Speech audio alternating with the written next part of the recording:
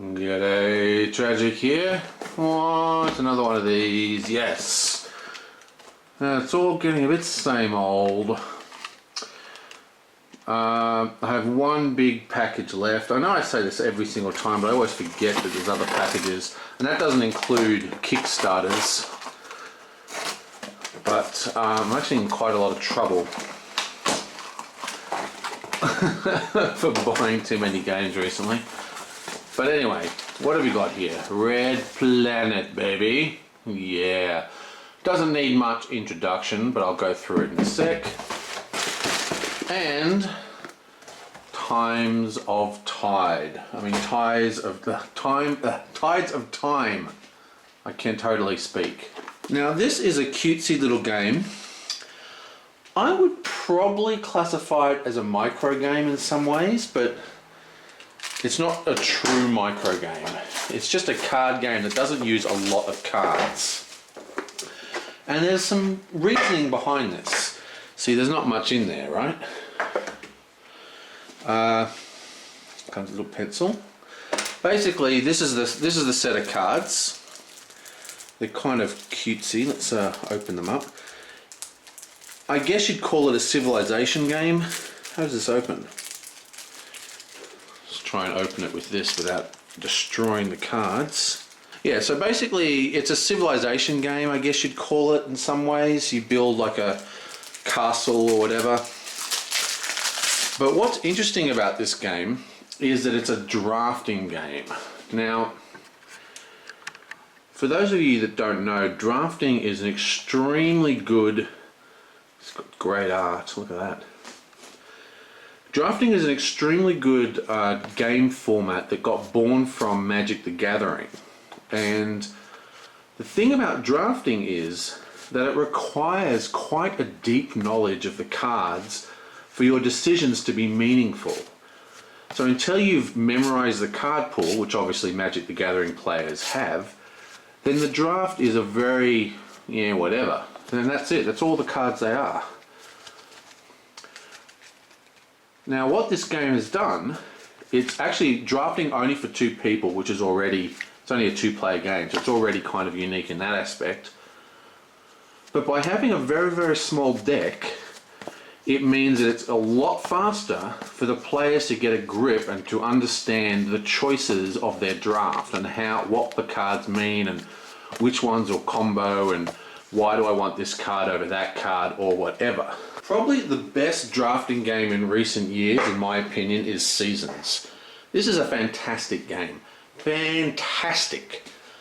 But I don't get to play it very often. And the reason I don't get to play this game very often is because its major mechanism that makes it awesome is that it's a drafting game. I mean, the rest of the game's pretty cool as well, but the draft is awesome. But for drafts to work, you need to understand the game. So you need to play this a lot. I mean a lot. There is a zillion cards in here, you know, and I've got 2 expansions as well. So the problem is, if you don't know the cards, there's not much else to look at because it's only a bunch of cards. If you don't know the cards, you can't make informed choices in the draft, which makes the drafting feel kind of, you know, pointless. Or, you know, like your decisions don't matter. And that's a big problem that casual players have with Seasons. And many people don't even do the drafting portion. But without doing the drafting portion, then the combos don't come out during the actual game. Blah, blah, blah, blah, blah. So the idea to make a kind of micro game, but using the drafting mechanic, is actually kind of genius. I think it's a great idea, and I'm really looking forward to see how that comes out. Okay, Mission Red Planet. This is a very, very famous game, made famous from the Dice Tower, I think, and is one of FFG's many, many reprints, part of the merger with Asmodee, and you know, all the you know, things like Tigers and Euphrates and Samurai, you know, all these sort of more Yuri kind of games coming out. Now, basically, I mean, it has the FFG, lots of plastic junk. Take that as you will. Whether you like them or not is pretty much up to your personal preferences. I think these are actually quite nice pieces in my opinion, much better than, you know, the larger miniatures that they make. It's got FFG's classic, you know, quality, I guess you'd call it. Beautiful card designs. It's sort of a steampunk retro kind of look. And well, I'm not going to go into it. Basically, the game is a worker placement game at its heart, but it's actually like 10 years old already. Oh my God, 10 years. 2005 was 10 years ago. Wow. But time flies.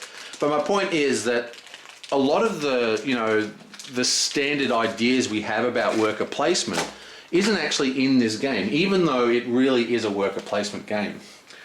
It looks like one of the planets. Looks like the planet. Oh, it looks like the actual playing board is just like a cut-out piece of the planet. Interesting. The yeah. So while it has got worker placement ideas in it, you know, the kind of cliche concepts of worker placement aren't so much in this game. It's sort of a bit before it all started to become standardized. Come here. Oh wow, wow, awesome. Okay guys, here's a bit of retro for you. A puzzle board. Haven't seen one of these in ages. I love puzzle boards because you can have really complicated boards with no fold lines. They fit perfectly on the table if you've got a good printer, like I'm sure FFG does. Beautiful. Look at that. Excellent. Puzzle boards. Oh, that's just awesome. Yeah, but the other thing this game has, which is quite cool, is simultaneous action reveals, where you have like these cards and you reveal them at the same time. Now, a lot of games have that. Recently, Rosenberg used it in Glass Road, which is a ridiculously good game. But simultaneous action reveals is always lots of fun. It puts huge emphasis on the other players. You know, you get to see what they're doing, you all reveal at the same time, and go, oh no, that's what I wanted to do, blah, blah, blah. So it's very, very cool. Now, there is a few changes between this and the original, mainly in the ways that the cards function, but also they've added a new expansion called Phobos. Now, Phobos is one of the moons of Mars. There's actually 2 moons of Mars, I thought, but I think there's only one in this game for some reason. Maybe I'm wrong. But whatever, the point is that there's a mini expansion included in this set, but from what I've read, I haven't played it obviously, but from what I've read, it's not particularly good. It sort of dilutes the core game. But it doesn't matter, you can play it with or without. But yeah, very, very keen to play this. I actually tried to get Mission Red Planet a couple of times myself, but found that it was just too expensive to get a copy of the original. I know mechanically and everything, these games like Alien Frontiers and Mission Red Planet are completely different, but for some reason in my head I equate them together. They've both got this kind of retro kind of art style, and the core of both games is colonizing the planet. Like, see this, in this you got this little planet here, and in Mission Red Planet you end up with all your pieces on this little board. It looks very similar on the table, and I just always equate them as similar games, even though they're not really. But anyway, Mission Red Planet and Tide of Times, whoa, which is kind of like a civilization builder. Another Portal game, by the way.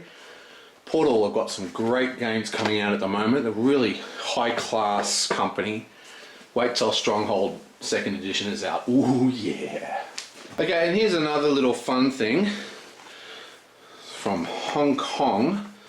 Now, some of you may know that I dabble in print and play games, and I'm about to launch a sort of sequence on the website where I'm going to be making a game with people.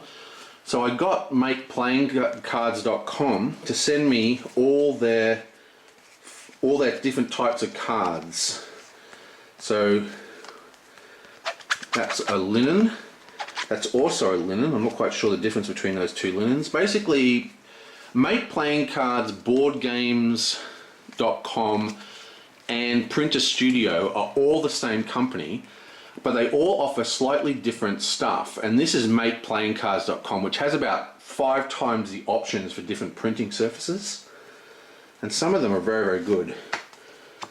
See, this is like thick plastic, which is actually quite cheap, but it's a pretty damn good card, especially if you sleeve. The best is still the linen. This is kind of what FFG uses. And that, I mean, that's as good, if not better, than most board games you'll buy, that thing there. Yes, interesting. So I'm going to have to go through these and find out which ones equate to which ones, because this is their sample box. And, well, that's that.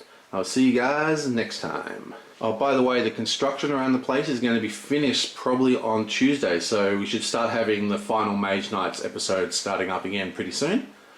So yeah, bye.